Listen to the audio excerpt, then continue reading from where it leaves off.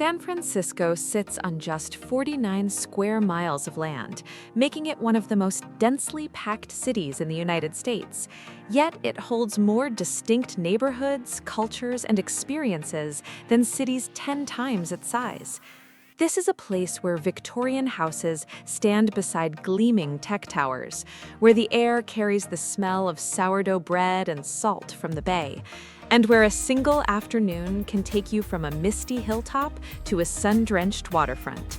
Few cities in the world offer this kind of variety in such a compact space.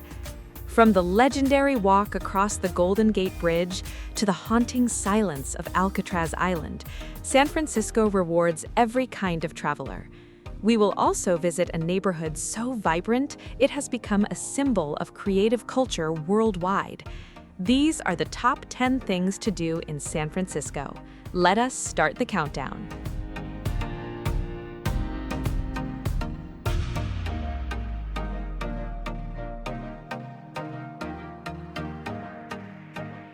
Number 10. Twin Peaks. Twin Peaks is a pair of hills rising near the geographic center of San Francisco, standing about 922 feet above sea level. On a clear day, the view from the top stretches across the entire city, the bay, and far into the surrounding hills of Marin County and the East Bay. This is one of the few places where you can see San Francisco as a complete picture laid out below you. The two summits are connected by a short walking path, and the area is open to visitors at all hours. Sunrise and sunset are especially popular times to visit, when the light turns the city gold and the fog begins to roll in from the Pacific. You will often see local residents up here in the early morning, running the trails or simply standing still, looking out over the place they call home. There's no cost to visit, no ticket to buy, and no crowd management. Just open sky, wind off the ocean, and a view that reminds you exactly how beautiful this city is. While Twin Peaks offers a wide view of the whole city, the next stop takes you deep into one of its most beloved and historic hearts. Number 9. Haight-Ashbury. Haight-Ashbury is a neighborhood in the western part of San Francisco, sitting at the intersection of Haight Street and Ashbury Street. It became world famous in 1967 during what is known as the Summer of Love, when over 100,000 young people gathered here to form a counterculture movement that changed music, fashion, and social attitudes across the globe. Today, the neighborhood still carries that creative spirit. The streets are lined with independent record stores, vintage clothing shops, bookstores, and murals that cover entire building walls. The architecture is stunning, with rows of painted Victorian homes in colors of purple, gold, and deep green. Walking these blocks feels like moving through a living museum that never closed its doors. Stop into Amoeba Music, one of the largest independent record stores in the world, or browse the shelves of a vintage shop filled with pieces from every decade. The toffee shops are warm and unhurried, and the people you meet here tend to have stories worth hearing. Haight-Ashbury does not ask you to rush. It invites you to slow down, look around, and notice the details. From a neighborhood built on creative freedom, we move now to a waterfront destination built on the energy of commerce, history, and the open sea. Number 8. Fisherman's Wharf. Fisherman's Wharf is a waterfront neighborhood along the northern edge of the San Francisco Peninsula, stretching from roughly Ghirardelli Square in the west to Pier 39 in the east. It began as a working fishing port in the mid-1800s, primarily used by Italian immigrant fishermen who built it into the commercial hub it became. The famous clam chowder served in sourdough bread bowls here is not a tourist invention. This combination was born in San Francisco and has been served on this waterfront for generations. Order one from a street vendor near the piers and eat it watching the sea lions that have taken over the floating docks at Pier 39.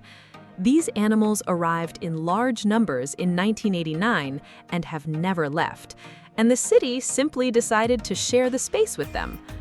Beyond the food, the Wharf is home to the San Francisco Maritime National Historical Park, where you can board and explore historic vessels from the 19th and early 20th centuries. The Hyde Street Pier alone holds a collection of restored ships that tell the story of how this bay shaped California's history. Standing at the water's edge here, with the smell of fresh crab in the air and the sound of sea lions calling out across the harbor, the city feels both wild and wonderfully alive. The Wharf gives you the city from the water's edge. The next destination gives you something else entirely, the city from inside one of its most beloved green spaces. Number 7. Golden Gate Park. Golden Gate Park stretches 3 miles from the center of San Francisco all the way to the Pacific Ocean, covering over 1,000 acres of land. It is larger than Central Park in New York City, and when it was first created in the 1870s, the land it was built on was nothing but bare sand dunes. Every tree, every meadow, and every path here was planted and shaped by hand. Within the park, you will find 2 world-class museums. The De Young Museum holds a significant collection of American art, while the California Academy of Sciences houses a natural history museum, an aquarium, and a planetarium, all under one living roof. The roof itself is planted with native grasses and wildflowers and supports its own small ecosystem. The Japanese Tea Garden is the oldest public Japanese garden in the United States, first created in 1894. Its ponds, bridges, and carefully shaped trees offer a quiet contrast to the busy city just outside the park's borders. On weekends, you will also find lawn bowling clubs, drum circles near the bandshell, and cyclists on paths closed to cars. Golden Gate Park is not an attraction. It is where San Francisco goes to breathe. Parks offer rest. The next destination offers something entirely different, a reckoning with a darker chapter of American history.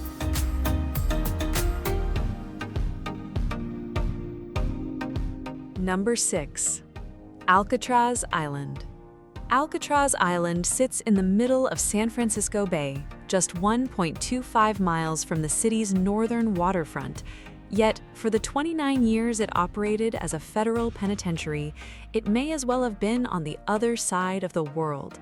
From 1934 to 1963, it held some of the most dangerous criminals in the United States, including Al Capone and George Machine Gun Kelly.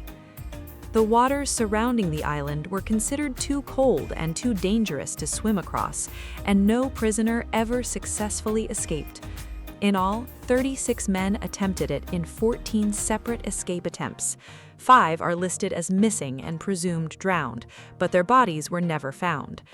Today, Alcatraz is run by the National Park Service, and the ferry from Pier 33 is the only way to reach it.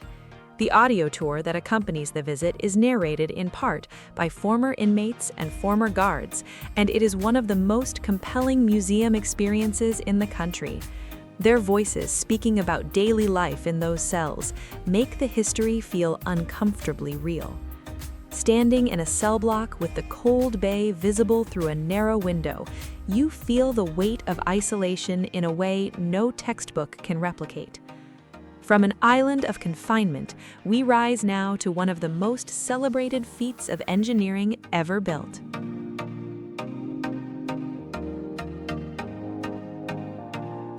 Number 5. The Golden Gate Bridge. The Golden Gate Bridge spans the opening of San Francisco Bay, connecting the city to Marin County to the north. It stretches 1.7 miles from tower to tower, and when it was completed in 1937, it was the longest suspension bridge in the world. The construction took 4 years and involved over 10 million man-hours of labor.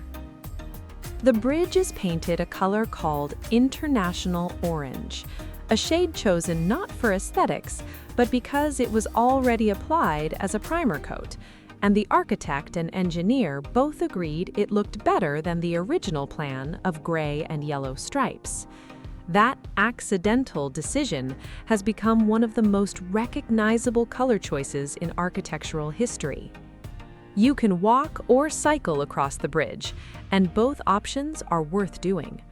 The pedestrian path on the east side offers views back across the city skyline, the bay, and on clear days, all the way to the Sierra Nevada mountains to the east. The walk takes about 30 minutes one way at a relaxed pace.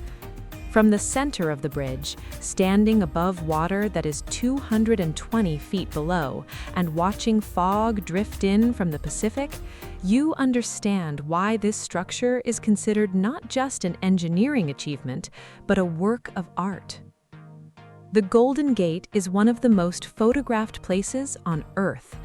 The next stop takes you somewhere far more intimate, a neighborhood built on hills, community, and a tradition of extraordinary food.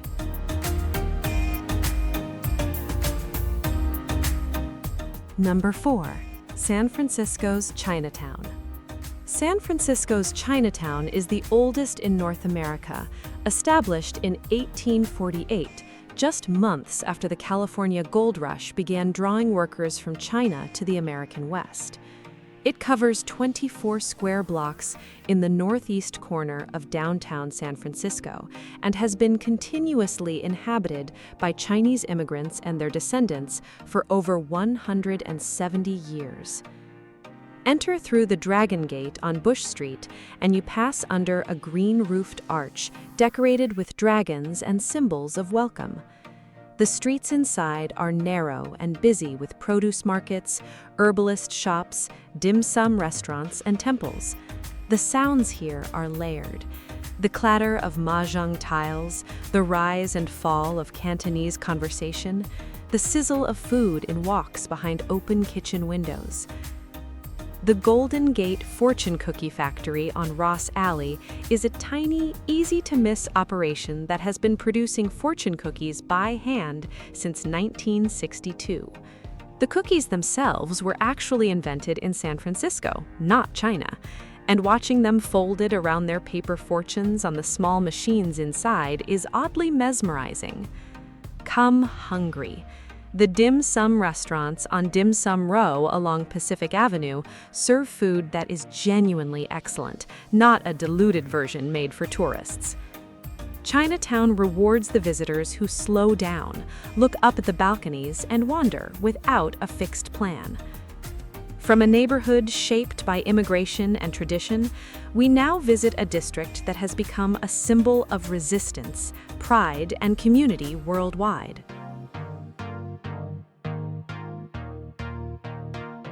Number 3. The Castro. The Castro is a neighborhood in the geographic center of San Francisco, nestled between the hills of Twin Peaks and the flat grid of the Mission District. It became one of the first and most prominent gay neighborhoods in the United States during the 1970s, and it remains a globally recognized symbol of LGBTQ identity, history, and culture. Harvey Milk, the first openly gay elected official in California, ran his camera shop at 575 Castro Street before being elected to the San Francisco Board of Supervisors in 1977. His assassination the following year, along with Mayor George Moscone, sparked a civil rights movement that changed American politics in ways still felt today. The Human Rights Campaign and many of the country's most influential advocacy organizations trace their roots to this neighborhood. The Castro Theater, opened in 1922, is a stunning example of Spanish colonial revival architecture and still screens films nearly every day. Its Wurlitzer organ rises from below the stage before screenings, and the audience often sings along to show tunes while waiting for the film to begin. This is not a gimmick, it is a tradition. Walking through the Castro, with its rainbow crosswalks and the flags lining Market Street, you feel the particular kind of pride that comes from a community that fought openly and refused to disappear.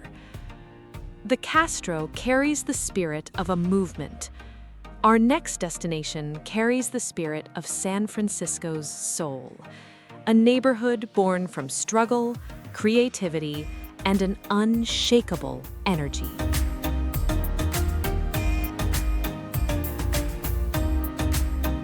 Number 2, the Mission District. The Mission District is one of the oldest and most culturally rich neighborhoods in San Francisco, named after Mission Dolores, the oldest surviving building in the city, founded in 1776. It sits in the southeastern part of the city and has been a hub of Latino culture and community for over a century, shaped by waves of immigrants from Mexico and Central America who built businesses, families, and traditions here that have endured for generations. The murals of the Mission are extraordinary.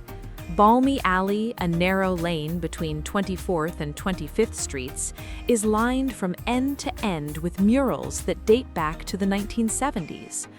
Artists have used the walls here to address politics, memory, identity, and grief. New work is added regularly, and the alley changes its visual character year by year while remaining unmistakably itself. Dolores Park, the neighborhood's primary green space, becomes a vast open-air social gathering every sunny weekend. Families, musicians, food vendors, and people from every corner of the city fill the sloping lawn. The view from the upper edge of the park looks directly at the downtown skyline, with Sutro Tower visible in the distance.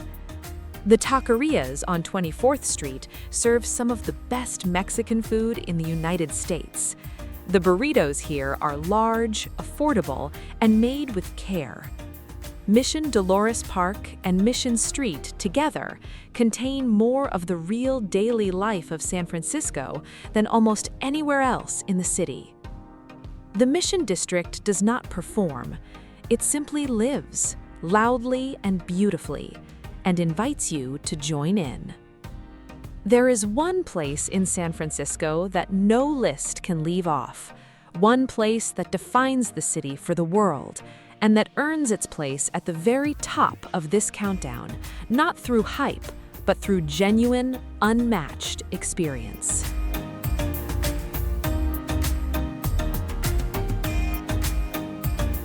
Number 1. The Marin, Headlands, and Golden Gate Vista Point. The Marin Headlands sit directly north of the Golden Gate Bridge in Marin County, accessible via a short drive or bicycle crossing of the bridge itself. The land here is part of the Golden Gate National Recreation Area, one of the most visited national park sites in the United States, and it has been preserved in a largely natural state despite sitting just minutes from one of the world's great cities.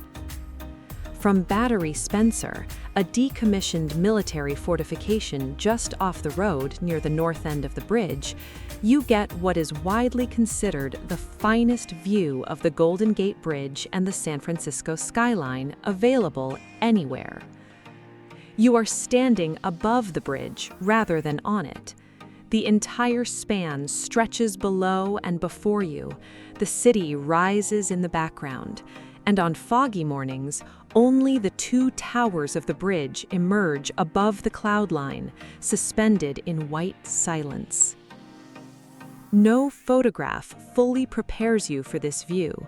The combination of the bridge, the bay, the city, the hills, and the open Pacific creates something that does not exist anywhere else on Earth. Hikers can continue along the Headlands trails to secluded beaches, coastal bluffs, and views that have looked much the same for centuries. This is where San Francisco reveals itself completely, from a distance, as a whole, as a city unlike any other. San Francisco is a small city that refuses to be contained. In 49 square miles, it holds centuries of history, dozens of cultures, some of the most striking natural scenery in any urban area in the world, and neighborhoods that feel like complete worlds unto themselves. Every entry on this list could fill a full visit on its own. If you have been to San Francisco, we would love to know which of these places stayed with you the longest, or whether there is a spot you would add to this list that did not make it here. Every traveler finds a different San Francisco. And if you haven't been yet, these hills are waiting. The fog will come in off the ocean, the bridge will disappear into the clouds, and the city will do what it has always done: make you feel like you arrived somewhere that matters.